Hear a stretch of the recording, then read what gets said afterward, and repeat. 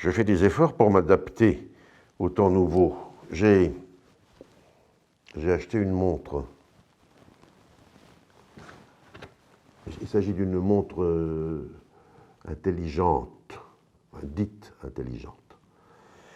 Je ne comprends pas pourquoi l'on appelle encore le téléphone portable le téléphone, la montre dite intelligente, la montre. Leurs fonctions sont tellement multiples que téléphoner et contempler la mesure du temps ne sont plus les applications les plus utilisées de ces machines.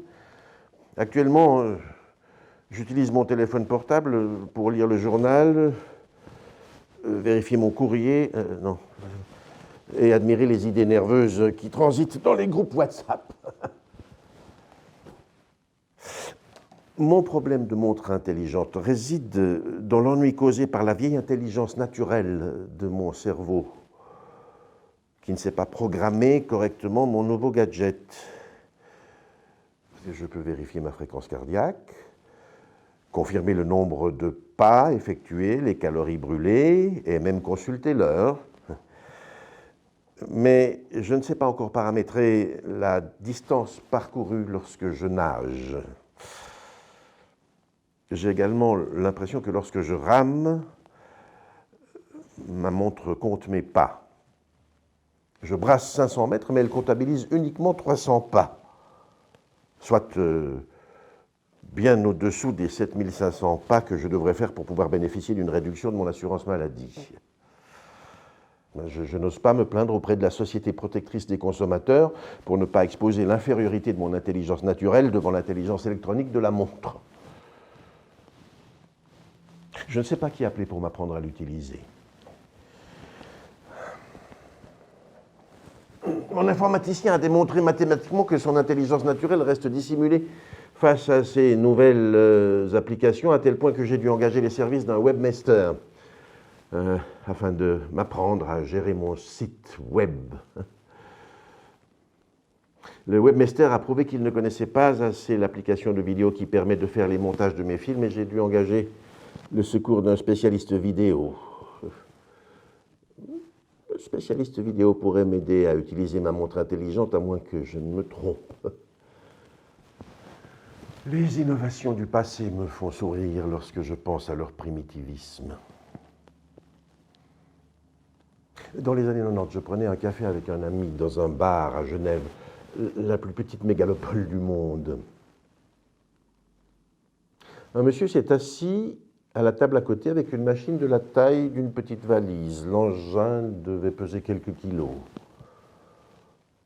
Mon ami branché a demandé au monsieur quel était le temps d'autonomie de sa machine, ce à quoi il a répondu fièrement 12 heures. J'ai compris qu'il se promenait avec un téléphone. Drôle d'idée. Compréhensible lorsqu'il s'agit d'un businessman qui n'a pas de temps à perdre et qui doit réaliser ses souhaits dans la minute même. Un businessman, c'est comme un enfant. Il ne peut pas attendre. Quelques années plus tard, le téléphone portable a commencé à se démocratiser. Il est devenu plus léger et on pouvait le garder dans la poche. Je me suis rebellé contre cette mode qui poussait à la consommation de choses superflues. De plus, l'idée d'être atteignable à tout moment ne me plaisait guère.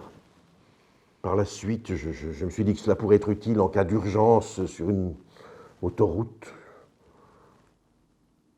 À l'époque, le téléphone portable servait uniquement à parler. Demain, le téléphone portable et la monstre intelligente risquent d'être remplacés par un unique appareil dont je n'ose pas imaginer la forme, les fonctions et la place qui l'occupera dans mon corps. Une puce cachée dans mes tripes. Pour l'instant, je songe encore à sortir du frigo la Tiger que j'utilisais pour courir et l'Oméga plate qui me permettait de voir le temps s'écouler mécaniquement dans mon cabinet. Premier post-scriptum. Une autre fonction très utile, lorsque je fais une consultation plus longue que d'habitude, ma montre intelligente s'impatiente, trémousse, sonne discrètement et emploie l'impératif. Bouger. Elle vibre aussi lorsque je dors, mais je n'ose pas lire ce qu'elle m'ordonne, car si elle me dit de bouger à 2 heures du matin, lorsque finalement je commence à vaincre mon insomnie, je risque de m'énerver. Elle pourrait compter les pas que je fais lorsque je fuis mes persécuteurs durant mes cauchemars. Mon assurance maladie serait contente. Mon intelligence élémentaire ne sera certainement pas capable de la programmer pour cette affaire. Deuxième post-scriptum. Elle me permet de lire les messages WhatsApp. Et lorsque je m'assieds dans ma voiture, elle me dit le temps qu'il me faut pour aller au travail et rentrer à la maison. Elle me fait soupirer tristement à force de constater que je suis un être urbain extrêmement prévisible. Mais je souris victorieusement lorsqu'elle m'avertit du temps de circulation pour aller au travail le samedi et que je ne vais pas travailler, mais plutôt faire le marché.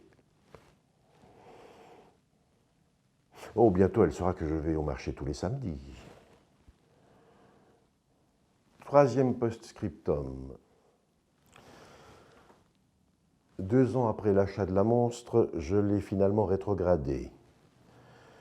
Je l'utilise uniquement pour courir, car le temps de course reste plus facilement lisible que sur ma belle Tag Heuer, qui se trouve actuellement oubliée dans un coin perdu de ma maison, à attendre une occasion de ressusciter. Autrement, l'Oméga Plate est redevenu ma fidèle partenaire. Le Big Brother digital ne m'oblige plus à bouger. Libertas quae serat amen.